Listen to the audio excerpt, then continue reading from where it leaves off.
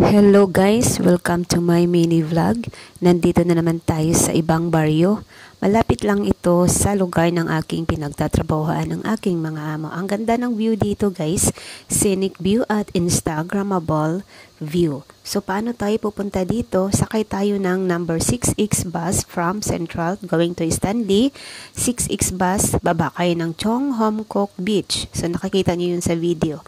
Sundan nyo lang itong video at dito tayo dadaan straight sa daan na ito. Huwag kayong lumiko doon sa my right side kasi sa Chong Hom Kok Beach yun. So papunta tayo sa my Chong Hom Kok Park. Unang beses pa lang namin palang pumunta dito at nag-explore kami. Dahil nga, hindi natuloy yung paputoy namin at napunta na lang kami dito. So, ayun na nga. Meron palang minibus dito, guys. Kung pwede nyo gusto nyo sumakay pala ng minibus galing from Stanley. Sakay kayo ng minibus going to Shui Schreier Home. Shui Schreier Home. Basta, Shui Schreier Home yun. Basta yun na yun. Di ko mabigas. So, ayun na nga, guys. Nandito na nga tayo sa Shui Schreier Home. Nandito lang yung sa likod ang Chong Hom Kok Park. So, dito yung unang makikita nyo guys, ito.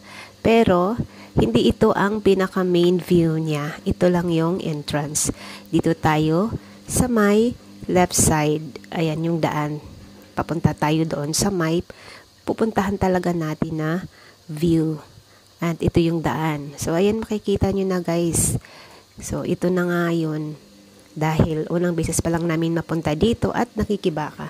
So ayan na nga at ang ganda ng view dito, 'di ba? So unique ang kanilang shades or tambayan dito. Meron din pala kaming nakita ditong nagpo-photoshoot na ikakasal or nag-prenup sila. So 'di ba? Ang ganda ng kanilang view, parang nasa Europe style lang. And then ayan, pwede kayong magmarcha-marcha dito at video for your emote charing. So, ito na nga guys. At meron pa tayong view, isa na papupuntahan sa baba. Meron din itong stairs pababa. At ang ganda din doon kasi parang battery jump siya. So, dito na nga yung mga rock sides sa may gilid ng dagat. So, mag-ingat lang kayo. At maganda dito ngayon kasi hindi pa masyadong mainit. Kasi pag summer na, sobrang init na din kasi wala siyang mga punong kahoy. At meron namang matambayan sa ilalim. Ayan yung parang shades nila na pwede tayong magtambay dyan at sumilong. So dito naman sa hagdanan, maganda din ang view. And then, ayan na nga guys.